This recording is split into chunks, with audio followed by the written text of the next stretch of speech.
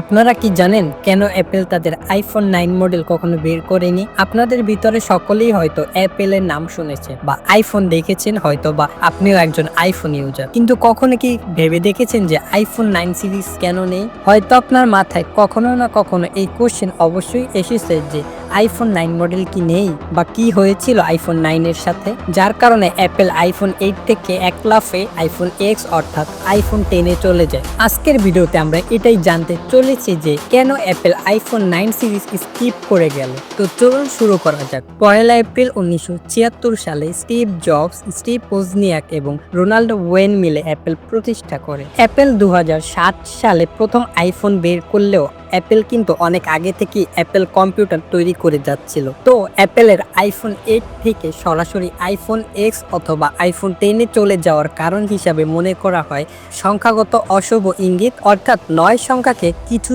সংস্কৃতিতে অশুভ মনে করা হয়। বিশেষ করে জাপান এবং চীনা সংস্কৃতিতে 9 সংখ্যাটিকে টর্চার বা যন্ত্রণার প্রতীক হিসাবে গণ্য করা হয়। অনেকে এটাই মনে করেন যে এরকম কোনো নেতিবাচক ধারণা বা প্রতিকূলতার সম্মুখীন না হওয়ার জন্যই অ্যাপেল আইফোন 9 সিরিজ এড়িয়ে গেছে।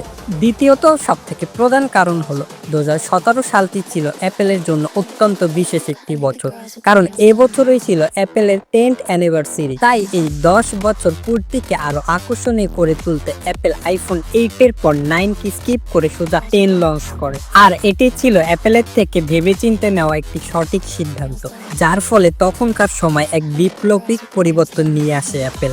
আর এর সাথে রয়েছে অ্যাপেলের মার্কেটিং স্ট্র্যাটেজি। তাই আইফোন 10 এর নাম রোমান সংখ্যায় এক্স রাখা হয়, যার ফলে এটি তার প্রতিযোগী অন্যান্য কোম্পানি থেকে আইফোনকে আলাদা করে উপস্থাপন করে এবং এটি আইফোনকে আরো আধুনিক, ভবিষ্যৎমুখী এবং ইনোভেটিভ করে তুলেছিল। এরকম শুধু অ্যাপেলই নয়, এরকম আরো একটি কোম্পানি করেছিল। মাইক্রোসফট তাদের উইন্ডোজ 8 থেকে সরাসরি 10 এ চলে আসে 9 কে স্কিপ করে। তো আপনাদের কি মনে হয় অ্যাপেলের সিদ্ধান্তটি কি সঠিক ছিল, নাকি আইফোন 9 বের হলে ভালো হতো? অবশ্যই কমেন্ট করে জানাবেন এবং এরকম আরো নিত্য নতুন ইনফরমেটিভ ভিডিও দেখতে চাইলে আমাদের চ্যানেলটি সাবস্ক্রাইব করে পাশে থাকা বেল আইকনটি অন করে দিবেন।